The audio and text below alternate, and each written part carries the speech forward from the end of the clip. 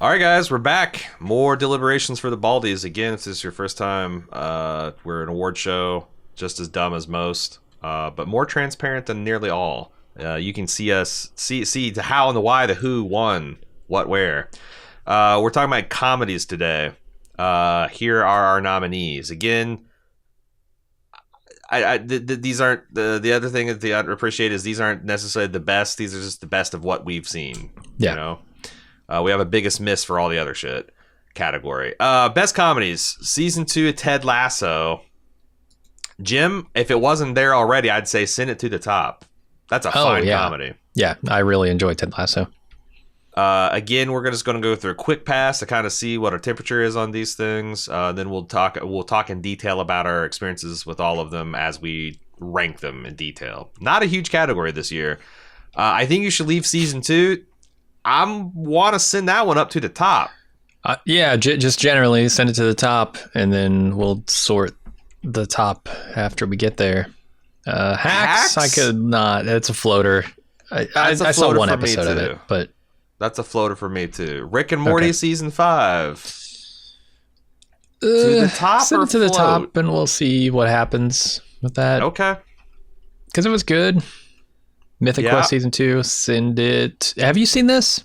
I haven't seen. I've seen the first 2 episodes of the first season. Okay. So I'm not eligible to talk about season 2. I really like Mythic Quest. It's very like Silicon Valley type stuff going on there. Are we silly times. Send it to the top? Or... Yeah, send it to the top. All right, here we go. Boom. What we do in the Shadow season 3? Send it to the top, baby. We're just churning. And burning here. Reservation Dogs. To the top.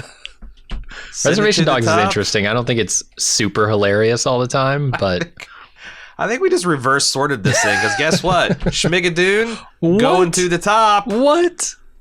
And then Always Sunny in Philadelphia also season 15. The boys going strong. Yeah, well, to that the was top. Stupid. Hacks is the only thing we did to the top. Well, it's because it's fucking Hack. No. Okay. Man. You haven't seen Always Sunny in Philadelphia season 15. I have not seen this season. No. Have you seen season 14? How far behind are you with the season? I have seen season 14. That's the thing. Like I was current on everything that was streaming up until Hulu. It's Hulu, right? They did their thing with season 15. Yes. Yeah, I haven't seen it yet. This season is a bit more uneven than the last few seasons because I remember there's a couple of seasons there around the 9-10 where it's like, oh wow, they might be running out of gas. But there's a couple of like all-time great episodes in this season, and in general the gang goes to Ireland arc is really funny. Got some really funny COVID-based humor with the gang and their inherent selfishness and sense of denial, and there's some great Danny DeVito's jealousy stuff between Charlie and his finding out his father. Do you know who Charlie Day's father turns out to be? I don't think so. No. Colm Meaney. Oh God. All right. It's great. Who maybe has the most Irish name I could think of. Yeah.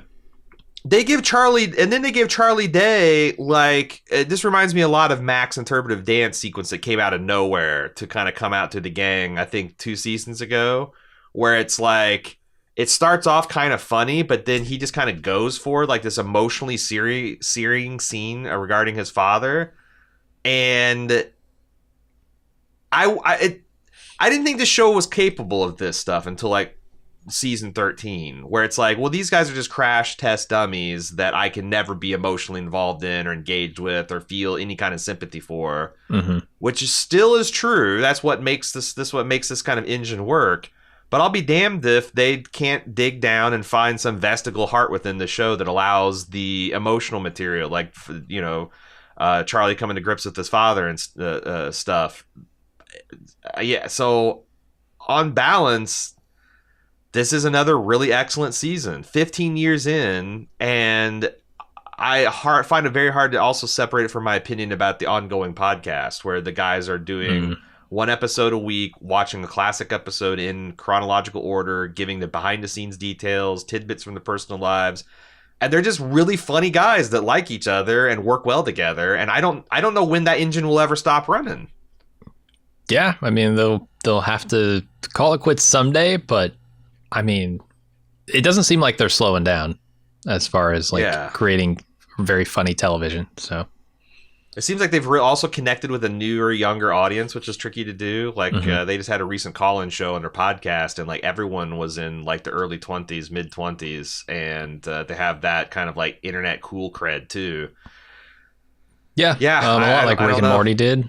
Another comedy we'll be talking about that definitely hit the younger audience too. Sure. Written by a dude in what is 50s. I mean, I don't remember how old Dan Harmon is, but he's got to be late 40s, early 50s. I think he's 52. I think he's exactly 5 years older than me, if I recall correctly. Yeah. Speaks to a younger audience for sure. Yeah, they talk about that too. It's like, because they're all in their mid 40s now, getting older. Glenn just broke in the latest episode of the podcast, broke his clavicle skiing or snowboarding in on a mountain. And they're always talking. Yeah, everyone's getting old and slowing down, man. Yeah. And they're like, how do we make entertaining stuff relevant for people who are still going out and hitting the bars every night, Right. And like, hey, it's a good thing that I wonder about that myself, like how the fuck do you keep being relevant? It's a great show. I don't know when it'll run out of steam. It hasn't run out of steam yet. I think it's already been greenlit for season 16. So long live Sunny. Oh, through season 18, I think it's. Did they really get a multi-season deal? I was looking on IMDb, and they have the season drop down has 18 of them. So, God, yeah. Danny DeVito, he is so funny, amazing. And the behind the scenes, the bloopers for season 15, there's a particular scene between him and Charlie's dad that is one of the fucking funniest things I've seen them do on the show. And they do like 5 minutes of bloopers of him and Charlie trying to get through this scene without losing their shit. And Cole Meany's there he like, what the hell is he supposed to do with all this happening around him? Right. I can't imagine being an actor just being like thrown into the deep end of Always Sunny. yeah, especially an episode like that. It's like if you're an extra at the Christmas episode and Frank's busting out of the couch, like how just never film me from the neck up because I will be laughing. Let's move on to Shmigadoon. Oh man, I feel like I'm just monologuing because it's 2 in a row that you haven't seen.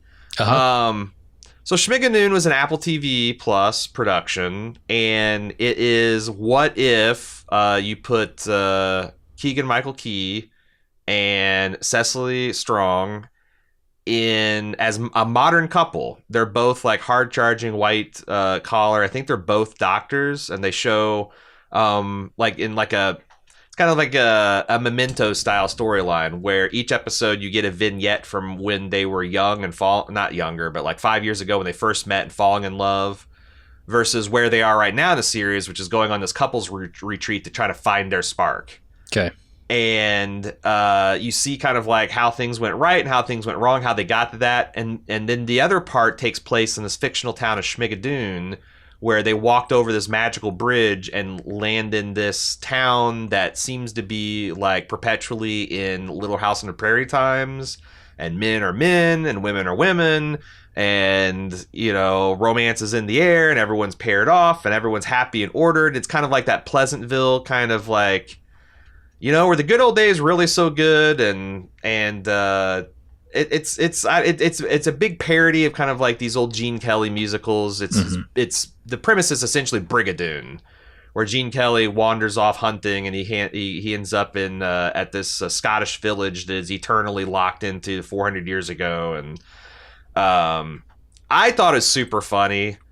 The only thing that disappointed me is Kristen Chenoweth, who is this massive Broadway star. I probably butchered her name. I've loved her ever since I've seen her on Pushing Daisies. Probably got the best voice on the cast, and they had nothing for her to do. She plays this like really uptight, shrewish woman that kind of rules the moral propriety of the of the town with an iron fist, and her husband's closeted gay. Yeah. But yeah, they just I was kind of like, oh, they're going to eventually going to give her a song to belt, and it just never came, and that was kind of a bummer. But yeah, I like this. It was a lot of fun. I don't think it's going to make the top 5, unfortunately. Okay, Reservation Dogs. This is not a show that's always hilarious, but it does have its moments. And I don't know. I'm torn on this one because I would almost classify this as a drama, with a couple of funny moments, as opposed to a comedy with a lot of drama in it. But I don't know. I guess it gets there. I really like Reservation Dogs. I am not familiar with what goes on Native American reservation here. So I was like kind of interested in just seeing what this show, who is written and made by a lot of Native Americans, behind the scenes, is all about. So I felt like I got sort of an education on that stuff too, at the same time that I was laughing and crying at the scenarios they were in.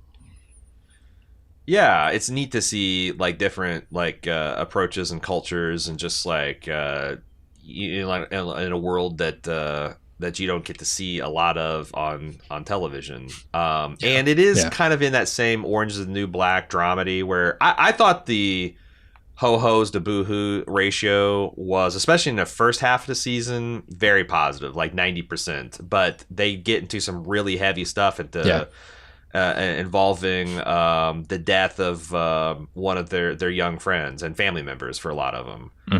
And you hear that's like one thing that kind of cast a pall over to, you know, like this Daniel kid had died on the res.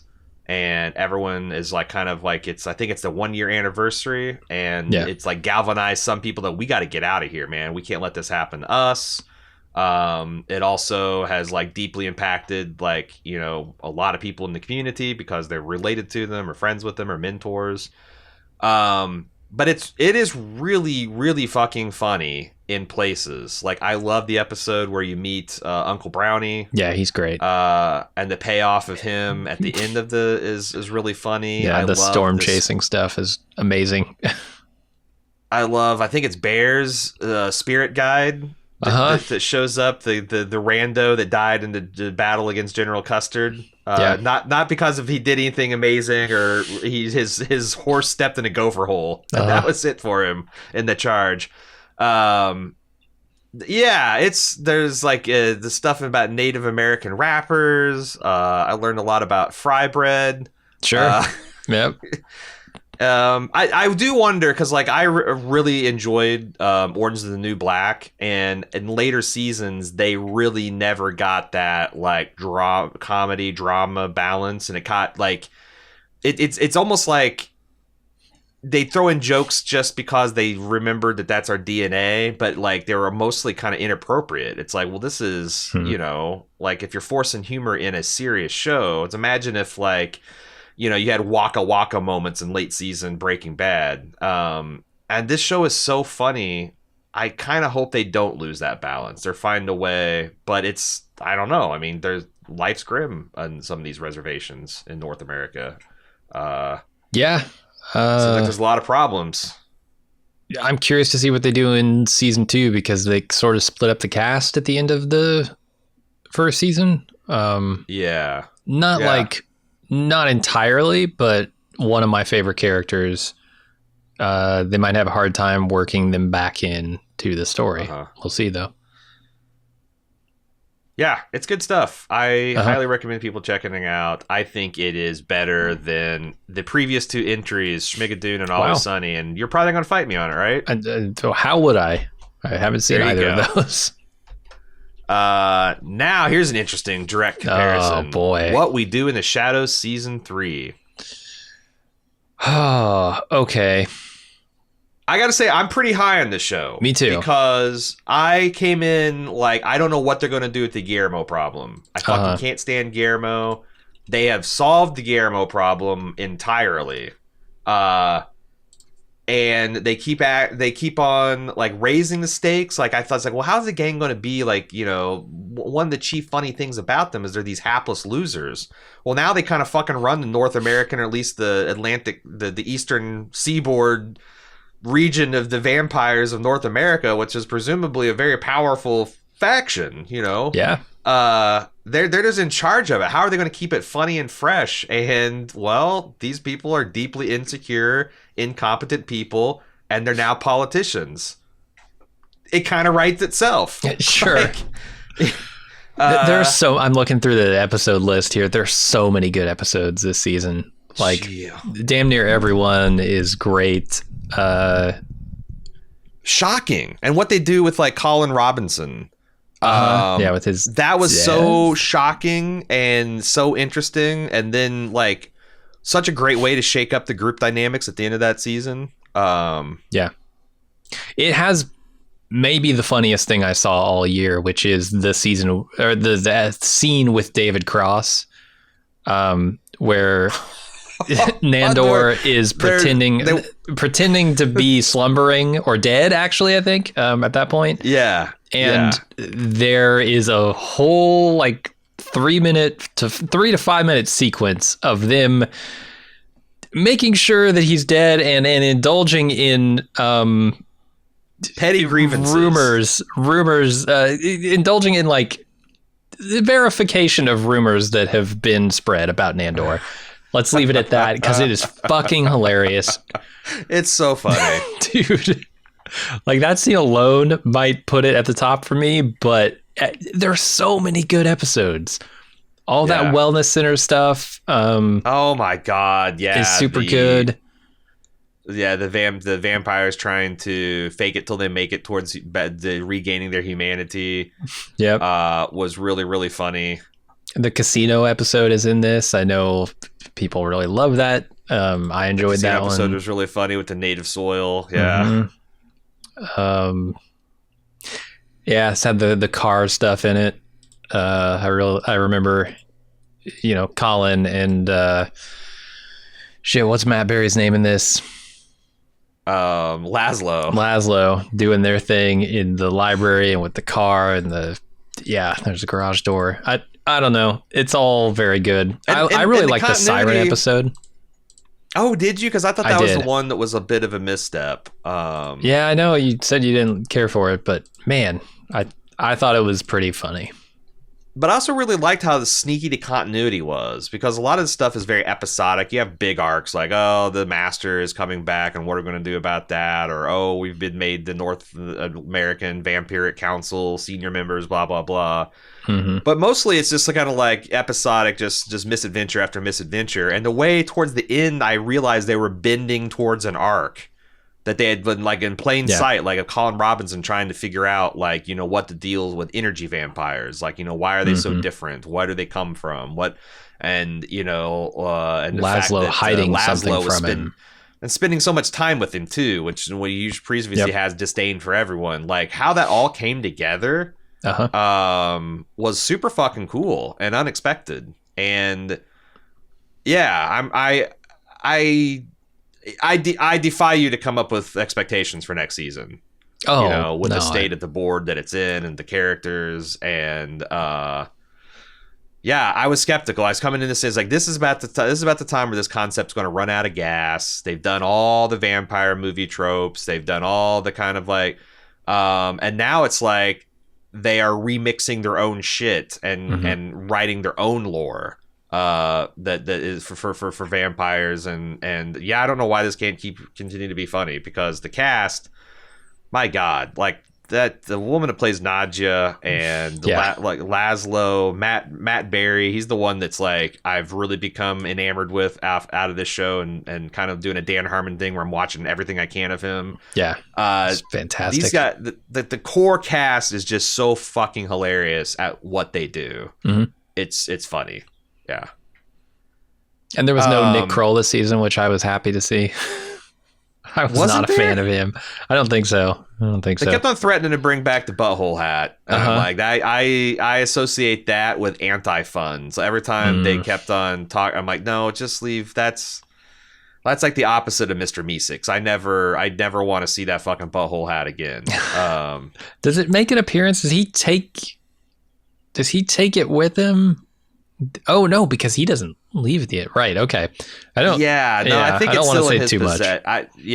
I didn't track it too closely either, but they keep mentioning it, so I think it's still an artifact. I think to the top with that.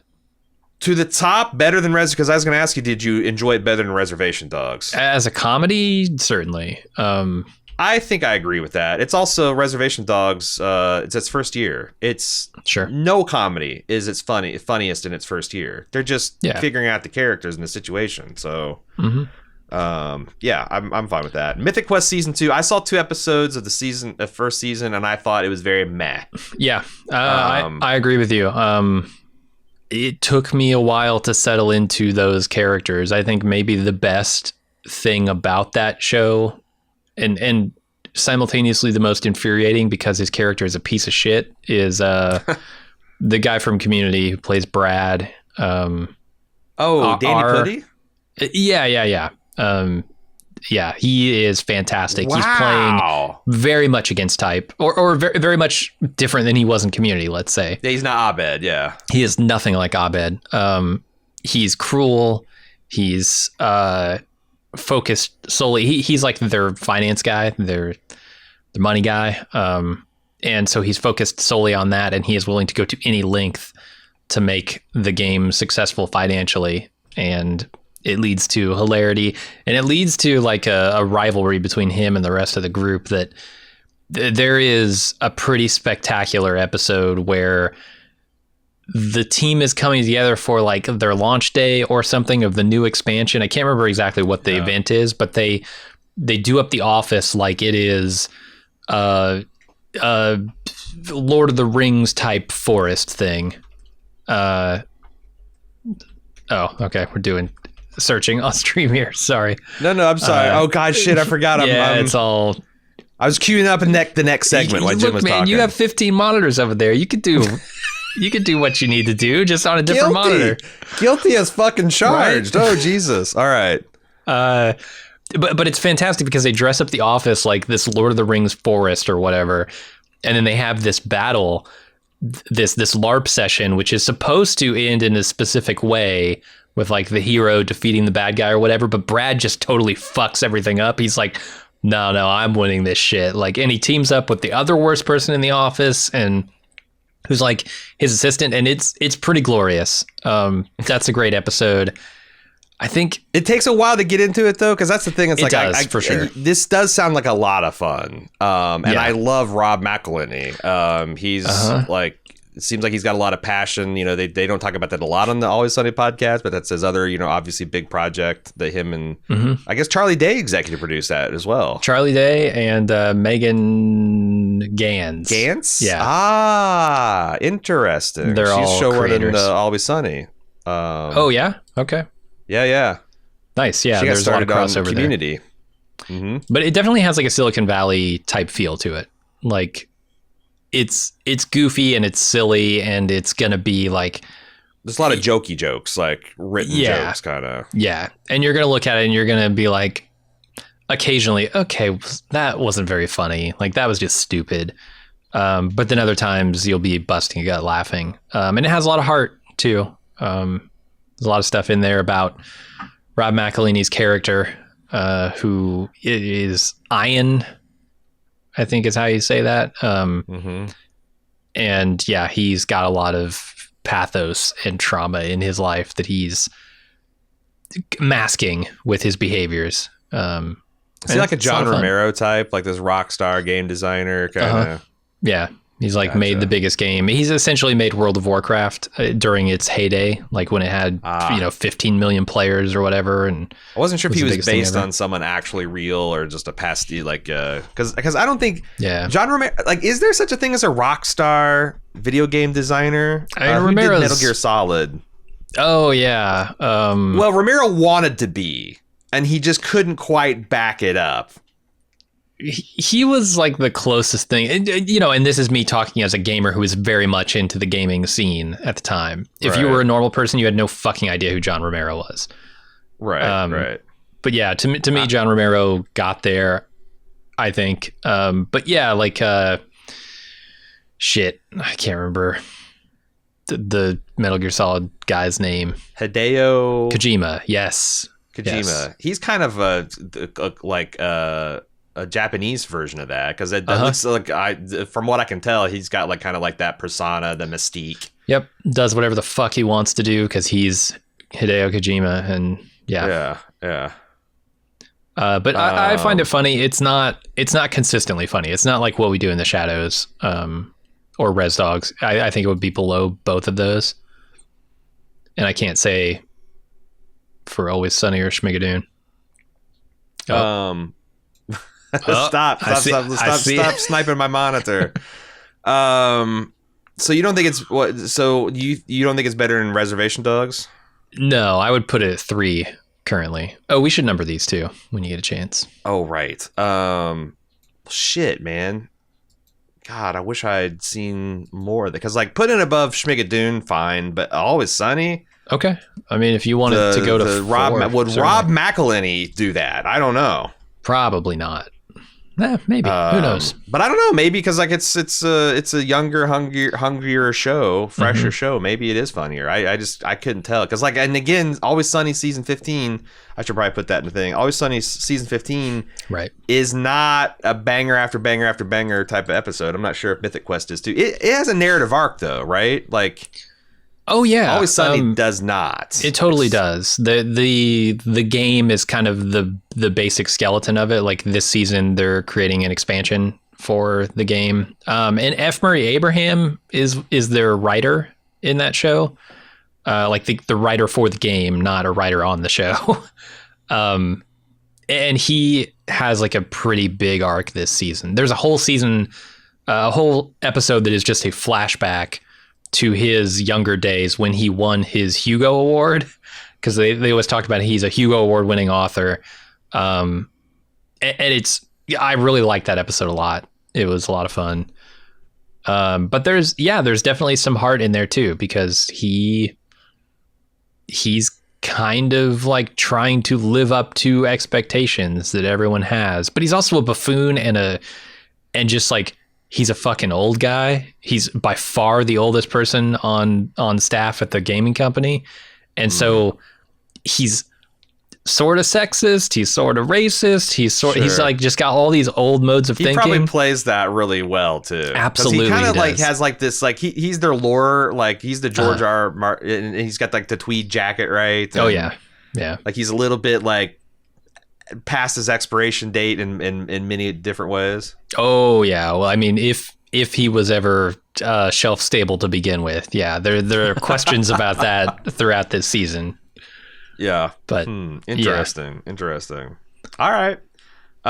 This brings us to Rick and Morty season 5, which I was just wanting to call up the episode list, because I will say,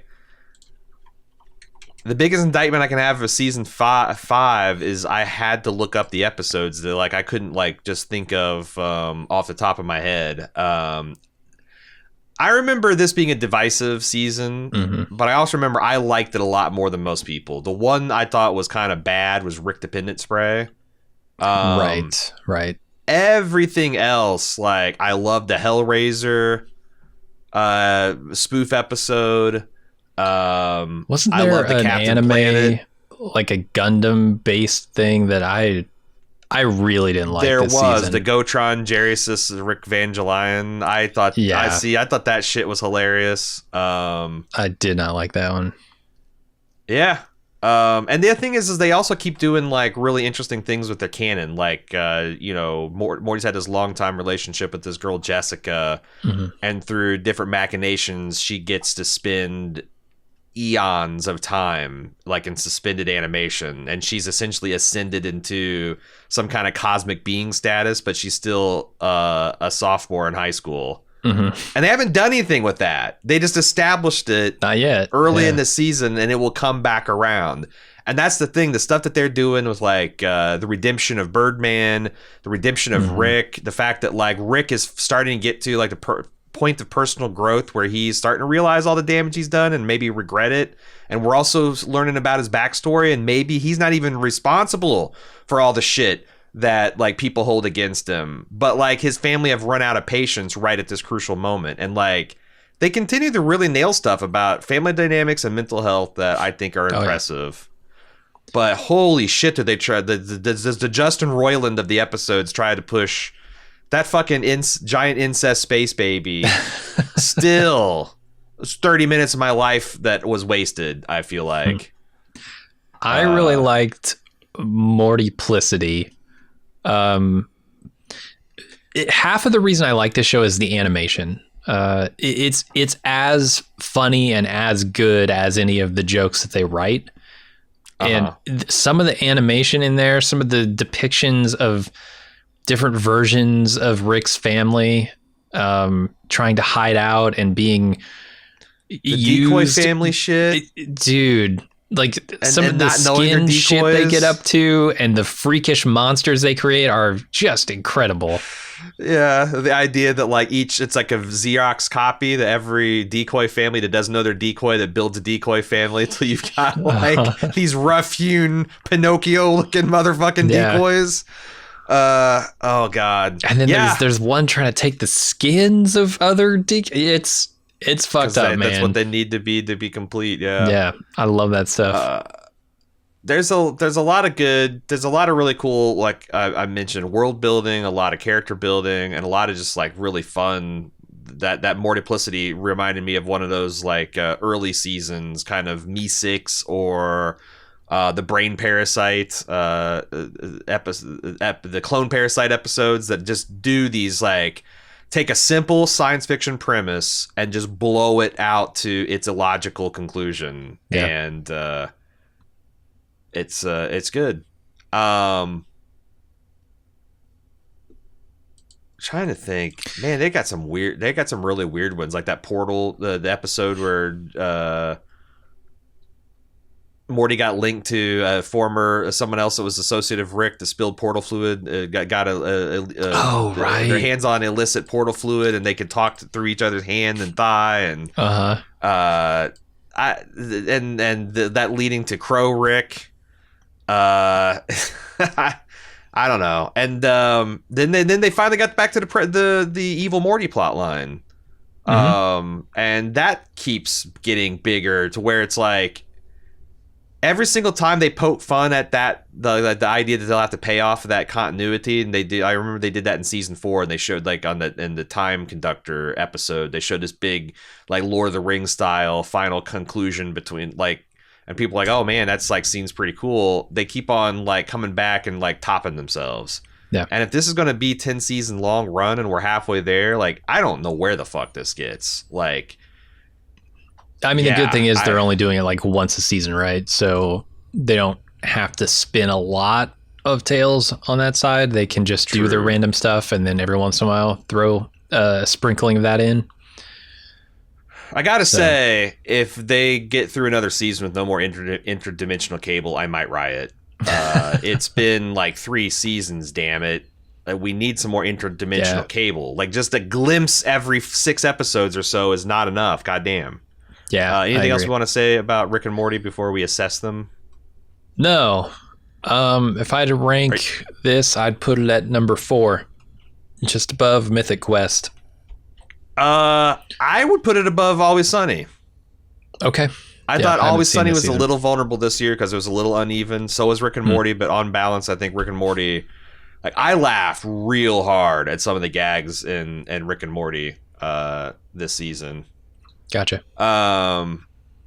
Let's see. Oh boy, this is an interesting one, dude. I kind of want to take this one to the top because are you talking about like gut busting laughs per minute? Sure. I don't know that this can, and again, this I guarantee this is not everyone's cup of tea, and not every single skit in every episode is going to be your cup of tea. But the amount of times this show has been quoted in my house, how hard I laughed during Coffin Flop the first time I saw it. Yeah, Coffin Flop. Is that this season? Because that is fucking amazing. That's this season. I lost my shit watching coffin flop. Yeah, this thing is like there's like six episodes. Each episode is 12 to 15 minutes long, and comprises of 3 to 5 little micro skits of just absurdity. A driver's ed program that seems like a Faces of Death style driver's ed video that seems more involved with the side hustle of this lady and her table supplies than it is on traffic safety. I'm taking the head off. Oh, this chin, this chin kills the Carl Havoc. That shit, like I think I laughed as hard as I did a coffin flop. That guy just standing there in the middle of the mall. Yeah, I don't want to, have an existential dread about his own fucking. Oh, jeez. I love this show. I thought season 1 was so funny. And season 2 was even more so. Yeah, I mean, where is the coffin flop? I'm trying to find the episode that's in. It's the first episode of season 1 or season 2. Oh, is it? Yeah. Huh. Okay. Yeah, the synopsis doesn't say anything about it, but they don't. They really should have Wikipedia should have a skit breakdown, I think. Yeah. If that's in season 2, that was one of the funniest moments of the year for me. I'm torn on this show though. I don't super like everything that Tim Robinson does. I think a lot of these skits are just a loud person being angry and not actually funny. And some of them are genuinely hilarious. So yeah, this show has me kind of twisted up when it comes to ranking it. I guess I like scream-based humor more than most, because like I really like Screaming Sam Kinison. I thought I always appreciated Adam Sandler's capacity to have that kind of incoherent rage. Bobcat Goldthwait, kind of like when his craziest police, feral police academy moments. Like I find it inherently funny seeing a normal guy just losing his shit about whatever. In small doses, certainly, but this is like every episode he'll just scream and rant and shout at somebody and be mean and cruel for like no real reason, which can be funny. Like the emotions are just full because like when he's like sorry, like when he's bereft, and the things he's bereft about are stupid and dumb, like a baby thinking he's a huge, knowing that he used to be a huge piece of shit. That's another classic episode with the sloppy steaks. Like I get it, I get it, but like that's what I'm saying. Like some of this stuff gets a little too weird for me, but I imagine someone else is laughing their ass off. Like one of the ones that stands out to me as not liking it is that Office, the Office thing where like there's some unspoken agreement that they won't do something, and then he's like trying to pressure the guy into getting into an MLM scheme or something. Yeah, it's there's a guy comes in with pee dribbles on his pants. Right, and he's trying to sell him on someone busts his ass, and a guy comes up. There's a website where you go to order custom pants that look like they have pee stains on them because it's a style now. Instead of just being like, oh man, I forgot to shake my dick. It's. I did not like that skit. I did not like it at all, and it goes on for so long. I guess if it's not working, but that final thing where he's like, everybody chips in, Frank.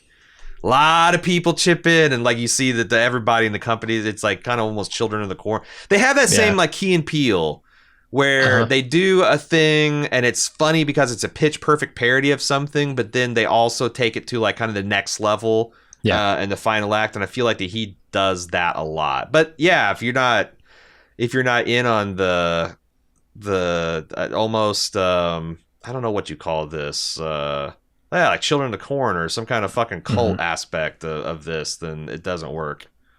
Yeah. Half the time I just end up feeling bad for the people in the room with him.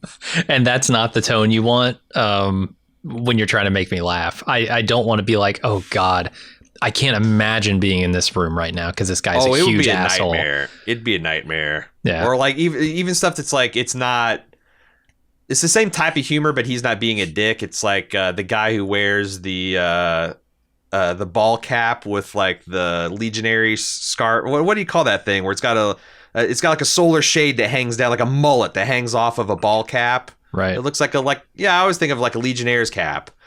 And there's an official court transcript being read about this complicated insider trading plot. And they're reading these people's emails back and forth to establish into the record the criminal intent, but they also have these long digressions about this crazy hat this guy's wearing, and he thinks he can pull it off. And having the prosecuting attorney just read this in a monotone while the guys in the galley realizing they're talking about him and him trying to... that shit... I don't remember that just one. Is super funny to me. Yeah. Oh, well, I mean, you haven't seen every episode 30 times. True. In the last 9 months, like I have. I've seen them all once, yeah. Man, that's... I want to send it to the top, dude. Like... Okay. Oh, Detective I think you're going to want to fight me. But where would you... Detective Santa Claus as a hard-boiled action hero? Yeah. Yeah, I forgot about that guy. Oh, my God. He's great. I love that so much. Cecily and I say, he said that? Or that asshole, he said that? We say that so many times.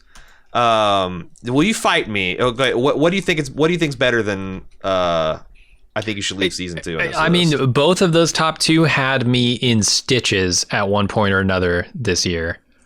That Nandor scene is so fucking hilarious. I think the single funniest thing I've seen this year was that Nandor slumbering scene. Oh, Coffin Flop, man! But Coffin Flop is a very close second. Is about the same as like Coffin Flop, as the best parts of Crashmore, as I guess quantity, the Carl Havoc, and they just had more, and if it's like comedy is comedy. Reservation Dogs too, like all the Uncle Brownie shit, the things like the not being able to make eye contact with owls.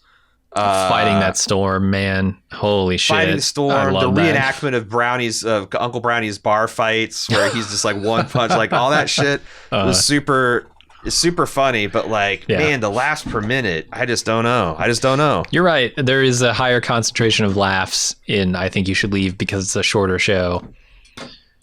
Yeah. It's almost not fair sketch comedy, but like sure. And I think about sketch comedies, like the bloated ones I've seen that are an hour long, or like Saturday Night Live, are an hour and a half, and maybe 15 minutes of that will be funny each week. Yeah. And this, where it's like they're 15 minutes long and like 85% of them are kicking my ass. They've thrown out all the shit that SNL would have to run to fill time. Yeah. Yeah. Oh, okay. I thought you said they take all the shit that SNL throws away. No. They throw out the shit that SNL would have to run.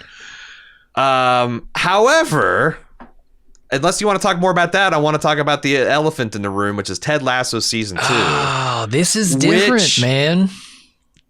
Is okay. I'm gonna take it to the top just for conversations.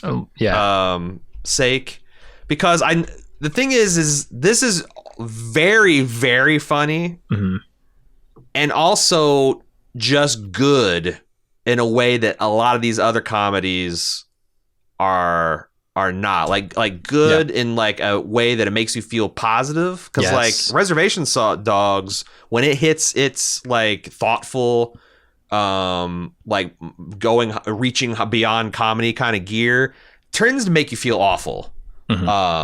And make you feel very sad and like despair, which is probably what they're trying to do. Where Ted Lasso, even though they're dealing with a lot of the same things in terms of like loss and, difficult beginnings, and the fact that we all have kind of like, I feel like we go through life and we're taught like the exact opposite things to do to make you happy in life, and how you can kind of unpack all that. Ted Lasso makes me feel good. Ted Lasso makes me feel like optimistic and hopeful. And this season is less unrelenting in its positivity. There are a lot more episodes that are downbeat because Ted Lasso is actively struggling, whereas in the first season he wasn't. Right? He had the brave face on. He was. They were introducing the character as a relentlessly positive guy, this season they start to chip away at that exterior, and I think what's the cost of maintaining that? Jesus, right? And I think they're doing some really solid work. And I there are scenes in this that I think are going to be talked about to win awards because they're that fucking good. Yeah. And those aren't the comedy scenes necessarily. Those are some of the heartfelt emotional scenes. And so, yeah, I'm torn. Like, if you want to talk about laughs per minute, I think You Should Leave is going to be the top. But Ted Lasso always makes me feel good coming away from it, even if I'm not laughing as much. I do too. I think that there's lots of really funny stuff. It made me angry too. God, fucking Nate is a piece of shit this season. Dude, the way that they have turned him into the Darth Vader of the series in entirely interesting and understandable ways. And maybe like Darth Vader, he can be redeemed at one point. Sure. He starts out very sympathetic too. He's in the sunken place right now, man. Yeah. Fuck Nate at the moment. I feel like but a character like Nate can actually teach some guys a thing or two about how, up their ass they're living, and the things that they're getting upset about, and the things that and like who they're getting upset with in lieu of other people who they probably should get upset with. I think that's how choices you make affect yourself and people around you. Yeah. I like, this is to me the I talked about this a lot when when I was watching things like BoJack Horseman and Lady Dynamite, that like you've had these shows that previously sitcoms were all like, anytime you had a moment of like negativity or probably you have a very special episode, someone got touched in a bad place, or someone stole a car, or someone got addicted to drugs. It was always like, solved within 30 minutes, or maybe there's a special two-parter and the family all hugged and you healed from that damage, and then you went forward without any change to the basic dynamics. And shows like BoJack Horseman blew holes in that, to like, sometimes fucking you don't recover from the trauma and you turn out like to be a terrible person and an asshole, and there's consequences for being that way, even when you change, like the damage that you've done in response to the damage you've got. And like, I feel like Ted Lasso is the synthesis of both of those. It's like, okay, but even if we're damaged and we're hurting, we can still heal, and we won't be like, it's not like the family will hug and then the family will go on the next episode unchanged. It'll be changed, but you can still have happiness and a love and fulfillment. And I fucking love it, man. That shit is exactly the kind of messages we need. This generation of people growing up right now, trying to raise kids, trying to be good coworkers and spouses and friends. This is the shit that we need, because God knows our parents never taught us these lessons. Yeah. No, that's what I love. Is it's not just that Ted Lasso is a relentlessly positive character. It's that the show has a positive outlook. The show itself has positivity built into its DNA, and akin to something like a Star Trek: The Next Generation, right? Where the best of Star Trek is aspirational. This show is very aspirational. I love Ted Lasso, and I think there are moments that are hilarious, but I love Ted Lasso not for its comedy necessarily, but for its heart. I love Ted Lasso for its Hannah Waddingham. Of course you do. Rebecca has some fan-fucking-tastic scenes, man. That funeral that she goes to this year. Oh, man, she's so if I forget that everyone can see what I'm typing and stuff. Oh, you didn't forget. Don't act like you didn't want people to see Hannah Waddingham. I heart Hannah Waddingham. She is like my biggest on-screen crush right now. Nice. It's wild. My gut. Here's if this is just the Aaron show. Mm-hmm. Here's what I do. I go. That's my top 5. And I'm the only one I'm really kind of tossing up is Always Sunny and Rick and Morty. Like, maybe they should switch places, but I don't think so. I think. What do you think? I mean, it really just comes down to how much do I want to wait for comedy here, and how much do I want to wait for just a quality show. I also like a top 5 that we all also. I like this top 5 because we've seen every bit of it. If we go, and I don't know what you think about. How do you think about the top 5? And then we can talk about the top 3. Top 5 actually, I think feels pretty good. Yeah, I could kind of leave it at that top 5. And yeah, if you want to make a case for Always Sunny over Rick and Morty, that's fine with me.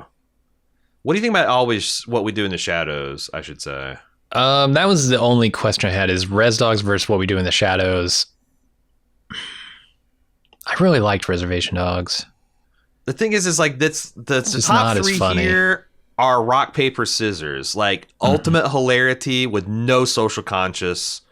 Very funny with an uplifting, upbeat social conscious, and then one that's very funny with like a lot of despair and anger and resentment. Yeah, as you might expect. Yeah, they're very different flavors of comedy. Yeah, I think I like Res Dogs hitting top 3 because I really enjoyed that show. Yeah.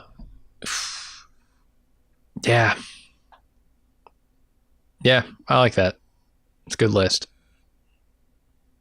Other things we've seen, right? Obviously, like Succession is not in here, and a lot of people would probably put that at number 1 this year. But as a comedy, yeah, I thought people were saying that's like more of a drama thing. No, it's it's firmly comedy. I mean, it is a drama too, but we didn't talk about Hacks. I think Hacks is better than Shmigadoon. No. I thought Hacks was good for what it is. It had some really good writing. The two that you got like this Joan Rivers type, old school, like barrier busting, glass ceiling shattering comedian versus a very online, very young, very, X-Wave feminist blog writer who is brought in as her ghostwriter / archivist, and how those are oil and water and gasoline.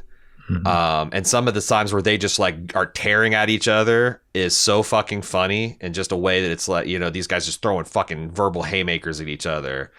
But I found the young, the archivist / ghostwriter so fucking immature, and compare, like, I don't know, man. Like,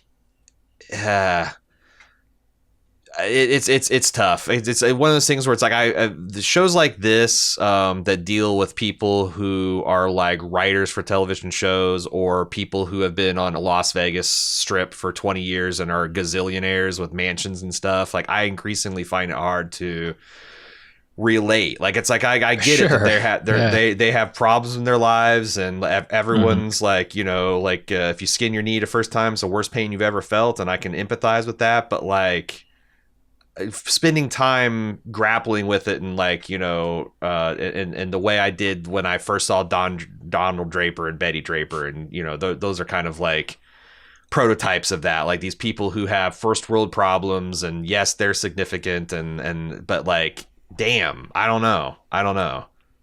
She's got shitty parents. They probably put a lot of pressure on her. She's also got like big spigots of wealth and fame that are threatening to shower her at every time. But oh my God, woe is her, because this aging female star shits on her occasionally. I don't know. I imagine younger people probably identify with it more. Like, I think, and you got to have an arc for a character, right? Like, you want them to start in a place where they're likable but not put together, and then have them change over the course of the show, which maybe they just started at too unlikable of a place for you. That's the thing, is like, maybe they started off too, because it's like, I have a hard time, like, whenever I started watching Seinfeld and Always Sunny, the first few episodes, I'm kind of, because like, I try to empathize with people, and it gets me in trouble sometimes, because you're not supposed to empathize with those characters. No. And when I get over that, then it's like, oh, I can relate. Okay, these, I get it. This isn't supposed to be taken that kind of serious. Things like Hacks really, Like the thing about the reservation dogs, like the protagonists in those series, they do shitty things, but I don't ever think that they're shitty people. Yeah. And that's why the heartwarming stuff kind of works. Hacks, I think both of these people are kind of deeply just shitty people. Like, it's not just their trauma. It's just that they've kind of made choices that, for whatever reasons that make sense to them, they can just get away with abusing certain people, and it doesn't matter. And they won't have a comeuppance for that. And they will. I mean, there are, because like Jean Smart plays the Joan Rivers type, and she has a child who's played by, what's the Sunny Sweet D from Always Sunny. Oh, Caitlin, right, it's her. She's married to Rob McElhenney. Caitlin McElhenney. Olsen, yes. Her daughter hates her and steals from her and's got all kinds of substance abuse problems and does all kinds of things. It's like there's definitely, they show the consequences to these things. It's just kind of like, fuck, man. I kind of throw my hands up, because again, these are shitty people, and now you're asking me to feel sorry for them being shitty. Like, that's not how this stuff works for me anyway. So sure, I think Hack sits at the bottom. It made a lot of noise on a lot of people's lists, but I didn't like the experience of watching it. I liked it when there's two like super predators gouging giant emotional holes in each other, but then when they wanted to cry about it, I'm like, I don't know. I think this is a comedy list. I'm happy with this top 5. Yeah.